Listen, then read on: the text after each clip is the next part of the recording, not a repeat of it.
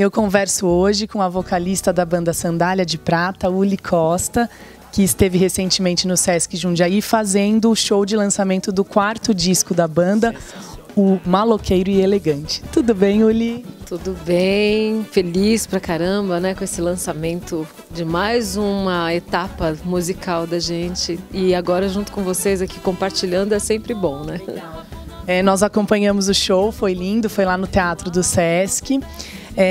Falar, né, desse novo trabalho intitulado de Um Maloqueiro e Elegante.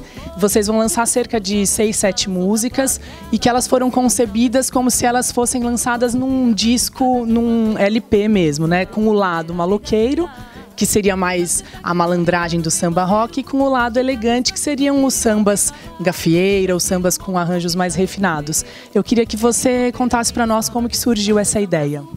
Então, sempre que a gente começa a pensar num repertório, né, na sequência desse repertório para se colocar no disco, fica aquela briga, qual vai ser a primeira música do lado A, qual vai ser a primeira música do lado B, qual música vai finalizar o disco, que mensagem você quer passar com isso. E aí veio essa ideia de pensar nessa linguagem, né, lado A, lado B. Então, separar mesmo, primeiro o lado A, com as que a gente ainda não tem certeza se vai ser... Não, na verdade sim, já temos. O lado A vai ser o lado maloqueiro e o lado B o lado elegante. Então, para separar mesmo esse repertório, lado A, lado B, foi daí que surgiu a ideia. E assim, é legal comentar que vocês têm uma história forte com a questão do LP, né, do disco. Porque o público que curte samba rock, muitos dos DJs que tocam para esse público fazem questão de tocar com o vinil. E eu sei que vocês, o primeiro vinil que vocês lançaram foi em 2010, que foi a versão do disco Samba Pesado. O disco é de 2009, mas vocês fizeram a versão em vinil dele em 2010. Foram lá, fizeram a tiragem de vocês e super esgotou rapidamente, né? Vocês ficaram até surpresos. E depois, nesse mesmo ano, aí vocês resolveram fazer um outro vinil, que foi o Clássicos 45 RPM, que também se esgotou super rapidamente. Então, esse novo trabalho vai sair em vinil? Claro, sem dúvida. A gente tem uma história muito bacana, uma fidelidade muito grande, uma parceria muito grande também com esses DJs que só tocam em vinil, né? E fora o carinho que a gente tem pela linguagem da história, né? Da arte gráfica, essa coisa do bolachão, o som, virar o disco e, enfim, tudo isso pesou bastante para que a gente tivesse essa vontade de ter todo o repertório da gente em vinil, sempre em vinil também. E não só no Brasil, como nas pistas de Europa, da América do Norte também, né? Que lá tem uma cena que acompanha isso. Muito. E é bem curioso, assim, porque a princípio a grande procura e até nosso insight para fazer esse lançamento, né, desses discos todos em vinil foi por conta dessa busca dos DJs. E o trabalho que acontece fora do país com outros DJs que pesquisam muito da música brasileira também é uma porta muito interessante para a divulgação do trabalho. Então, há lugares que a música não chegou na plataforma digital, mas que já tem uma divulgação por conta do DJ. Por exemplo, na Nova Zelândia, a gente sabe que tem parceiros DJs de lá que procuraram por nós, que tinham vindo para o Brasil, compraram o vinil e estão tocando lá nas festas. Lá do outro lado do mundo, lá na Oceania. Bem, já que a gente falou, vamos mostrar as capas aqui, né? Então esse é o Samba Pesado, o CD era de 2009, o vinil foi lançado em 2010. Esse aqui é o Clássicos em 45 RPM, que aqui eu quero contar uma história. Nesse disco tem a música que é muito legal, que bombou, né, nas pistas de São Paulo, ainda bomba, que é a versão para Shake My Machine, do Paul McCartney, que vocês fizeram, tipo um remix, e que é maravilhosa e sempre toca nas melhores festas de São Paulo. Eu amo e tem uma galera que ama essa música, né? Foi uma releitura muito próxima do que é o original, na verdade, porque é difícil quando você tenta tocar uma música que já tem uma propriedade ali, né, tão forte como essa canção. E aí, como a gente tocava essa música em show muito, uma vez um colega gravou ao vivo ali no show. E aí, depois, quando eu fui ouvir o resultado, eu falei, cara, por que a gente não grava, né, essa música e realmente prensa, faz uma tiragem de vinil com ela? E aí nós fizemos, nesse 45 RPM, a gente fez Shake My Machine. Aí tem uma versão muito legal de Piano Negro, que também é um clássico das pistas de samba rock, e Pena Verde, que é de Abílio Manuel, que também é um clássico super interessante. Ficaram, na minha opinião, ficaram bem lindas.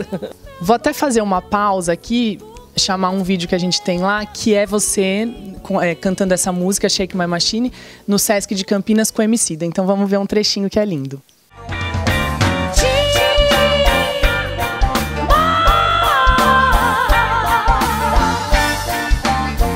Aí, Campinas, licença pra chegar. Coloca a sua mão pro ar e vem com nós nessa sessão. Sandália de prata está a tocar, isso pra nós é mó satisfação. E eu vou chegar como cartaz diz todo dia: o trabalhador negro precisa de moradia, bata na luta. É linda, né, essa música? Bem, a gente volta aqui mostrando o último trabalho, né, anterior ao Maloqueiro Elegante, que é o Desafio ao Galo, que também saiu em LP. E nós temos aqui o vinil, que é o trabalho solo da Uli, que é lindo, que é ela na capa, né, uma pintura. Por dentro tem a foto verdadeira com essa arte. Quem que fez essa pintura em você? Foi algum artista especial? Sim, tem uma grande artista plástica e grafiteira de São Paulo chamada Prila Paiva. E essa pintura ela foi inspirada porque esse repertório desse trabalho autoral meu, ele é muito inspirado nas minhas ancestralidades, que é da cultura indígena e afro. E aí essa pintura foi toda inspirada nessa história da pintura das mulheres que se pintavam para os seus rituais, né? E aí a gente transpôs isso nesse trabalho.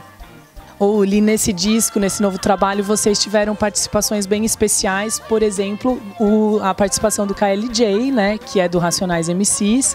Ele tá na música Sambrazuca. E eu queria que você comentasse essa nova fase de vocês, que parece que vocês já sempre tiveram uma ligação com o rap, com o hip hop, mas parece que isso está ficando mais forte, né?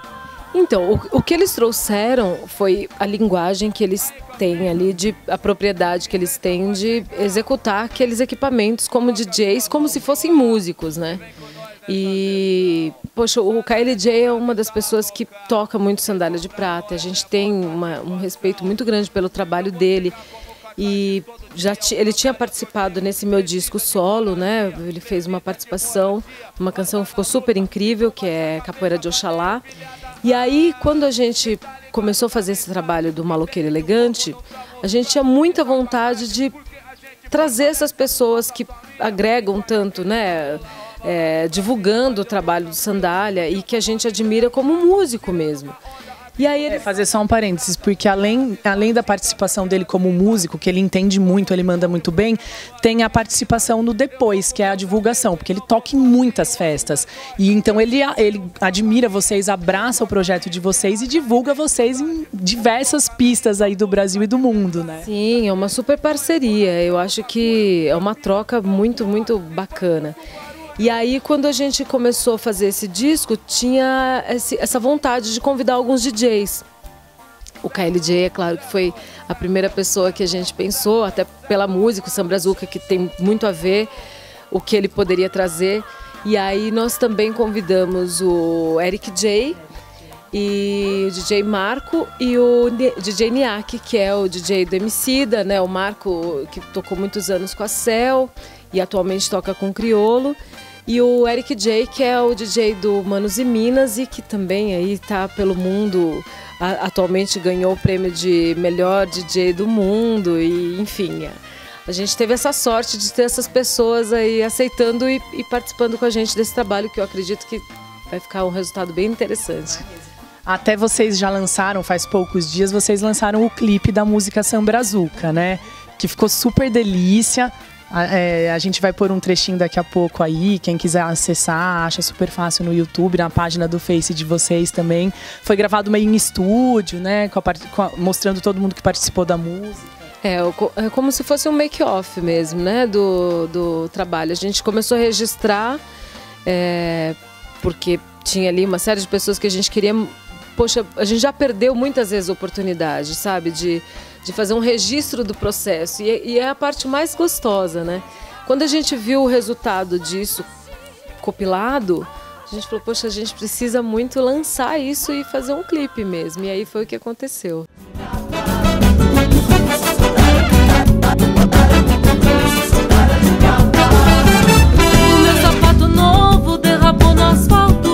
Se eu não fosse do partido alto e não tivesse o gingado de um mestre-sala, talvez você me tomasse de assalto. Eu sou do morro, a sucursal da senzala, sou da favela. E os clipes de vocês também sempre tem muitos acessos, né? O primeiro foi o Sapato de Ouro, que também é super legal, ele tem uns desenhos, uns efeitos gráficos, assim, e tem a participação do Emicida, da Elza Soares... Da Débora Falabella, tem bastante gente. Todas as pessoas que acompanham e que em algum momento tá ali... Porque eu acho que a arte ela não caminha sozinha, né? A gente está sempre com parcerias. Então, quando a gente tem a oportunidade de colocar essas pessoas todas juntas para engrandecer ainda mais, aí chega nesse momento. Um videoclipe é o melhor momento para isso. Eu sou sandália de prata. Sou sandália de prata e te digo, meu compadre, nesse chão eu sei pisar. Vou seguindo minha vida, cantando meu samba, onde o samba me levar. Não sempre tem muitos acessos. E a participação desses DJs, do pessoal do mundo do rap, do hip hop, eu acho também interessante porque o momento que o Brasil vive em rap e hip hop tá excelente, né? A gente vê, eu sou super fã do Criolo e do Emicida, e são dois artistas que estão ali na linha de frente, né? Eles entraram assim pro time primeiro escalão da música brasileira, e eu fico muito feliz de ver essa galera lá em cima, porque eles merecem demais, né? A trajetória deles, assim, é longa, é de muito trabalho árduo, e vocês abraçarem isso, misturarem isso com o samba rock, eu acho que é excelente para a música brasileira. E representando uma realidade que é uma realidade, né? Porque às vezes a gente fica achando que só o que está bombando em sucesso é o que está passando nos canais ali mais populares. Mas não é isso, né? Tem muita coisa acontecendo aí com uma força incrível. Bem, falar de um outro tema aqui, tema da maternidade. Eu não sei se vocês perceberam, mas a Uli está com uma barriguinha linda. É até inacreditável, porque não parece, mas ela já está de 8 meses, então daqui a pouco está chegando o segundo filho, que ela já tem o João. E o João tá com 7 anos, né? Mais um menino. Agora. Eu queria que você falasse, muito legal, você vai ter o nenê daqui um mês, mais ou menos junto com o lançamento do disco. E as mulheres sempre dão um jeito de fazer tudo, e você vai dar um jeito de fazer isso, de fazer a turnê desse novo disco e de ter o nenê. Junto com o disco, pois é, mais uma vez, porque quando a gente lançou o Samba Pesado, aconteceu exatamente a mesma coisa. Eu tive o João exatamente 2 meses depois de ter lançado. O João nasceu 2 meses depois, eu lancei o Samba Pesado. Não foi fácil, é claro, porque fazer uma turnê, viajar bastante com um bebê recém-nascido, mas assim, quem fica exausta somos nós, né? A criança, ela tá sempre muito bem acolhida, muito bem protegida, e foi uma experiência incrível, assim. E eu acho que hoje viver tudo isso de novo, porque o meu último show agora vai ser dia 29 de outubro, que é o lançamento no Sesc Pompeia, e aí 15 dias depois eu acho que eu já vou estar parindo. E aí em janeiro a gente pretende voltar com a turnê. Mas eu acho que o segundo filho também tem esse descomprometimento, assim, mais leveza, você já sabe o que você vai viver, né? Então não fica aquela expectativa, aquele sofrimento que foi como foi com o João. Dorme um pouquinho essa noite, pelo amor de Deus. João, meu filho amado, moleque danado, sorriso, sapato, só vive acordado, mas eu boto quando. Aquela ansiedade de primeira vez sendo mãe, né? As culpas, os medos, as angústias. Eu acho que agora tá tudo um pouco mais no seu lugar. Assim, eu já sei o que é viver tudo isso. É claro que não vai ser a coisa mais tranquila do mundo, porque um bebê demanda muito, você não dorme de noite, amamenta, enfim, mas sorte desses lindos meninos do João e do Antônio Bento que tá chegando. Imagina que delícia ter uma mãe cantora, ir pra estrada com a mãe, acompanhar show, isso é demais. Acho que na primeira infância é um pouco mais fácil, né? Eles fazem de tudo e gostam de estar junto com os pais, né? Estar junto com a mãe. Depois que cresce, aí já tem a sua independência, já começa a escolher, não quero. O João agora com 7 anos, quando eu falo, filha, mamãe tem ensaio segunda-feira, aí ele já pergunta, com quem eu vou ficar? Eu acho que você vai junto comigo. Ele, não. Mas, coitado, ele faz isso desde que nasceu, né? Então, o estúdio para ele atualmente, mas já não tem sido assim, então ele já não curte tanto. Ele fala, tem criança? Fala, se tem, ele vai feliz, se não vai ter, ele já... Ô, Uli, eu lembro uma vez que a gente conversou, alguns anos atrás, você é de São Paulo, né?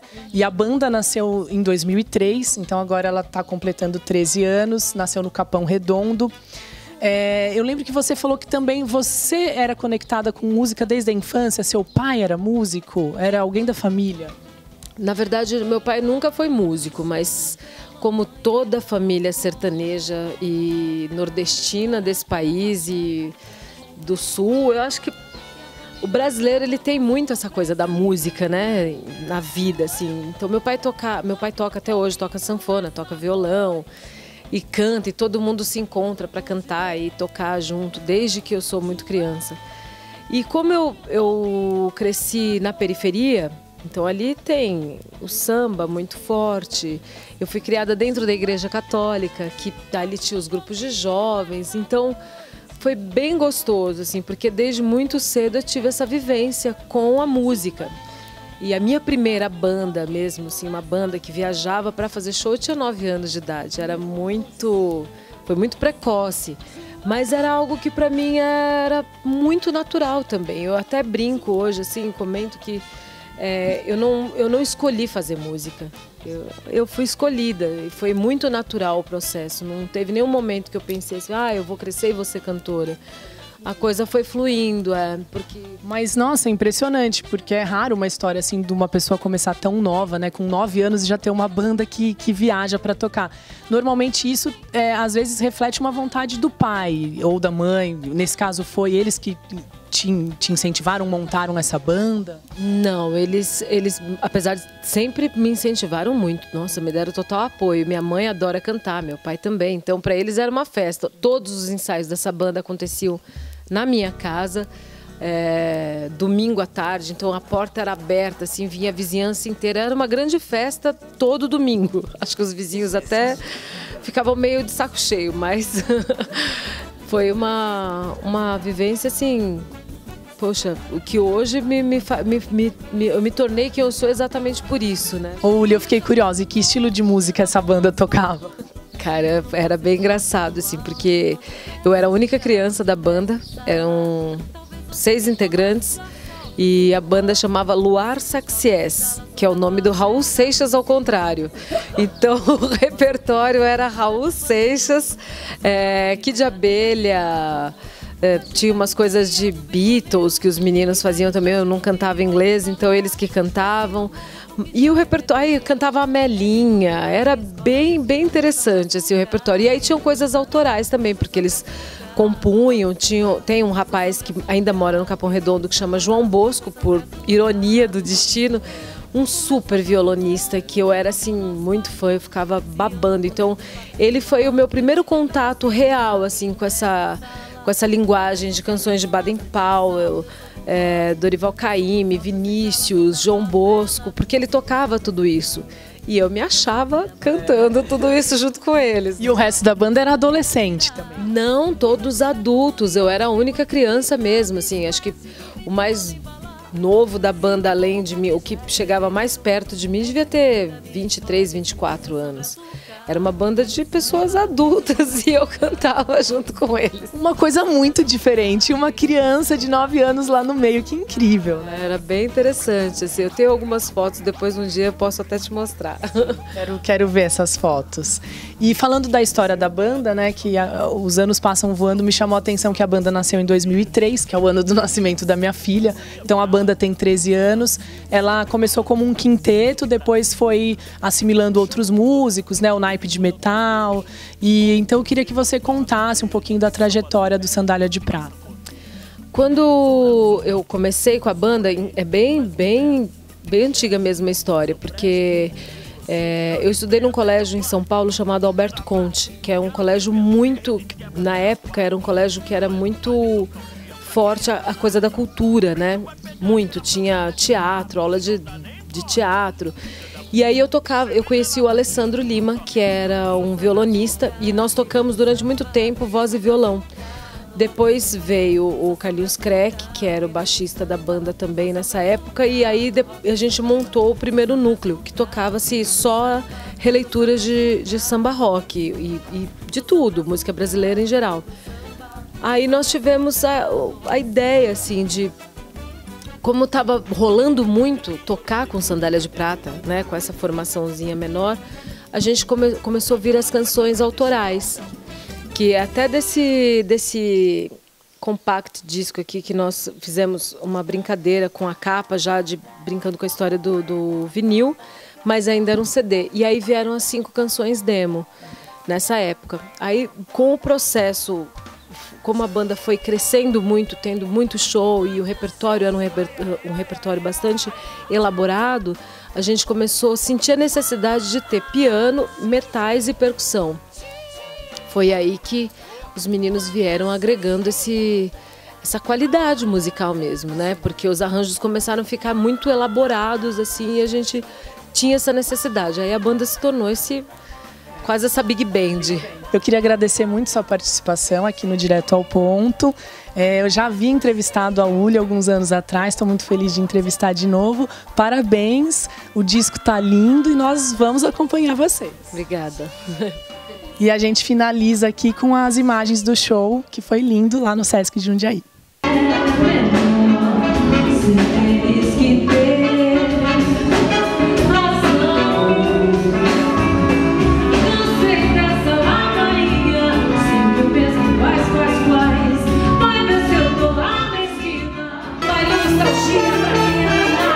O bicho vai ver caixinha da Sandália de Prata. Se não dá nem gosta, se swing é da cor.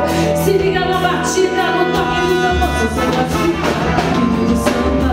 Sou só brazucado, rock.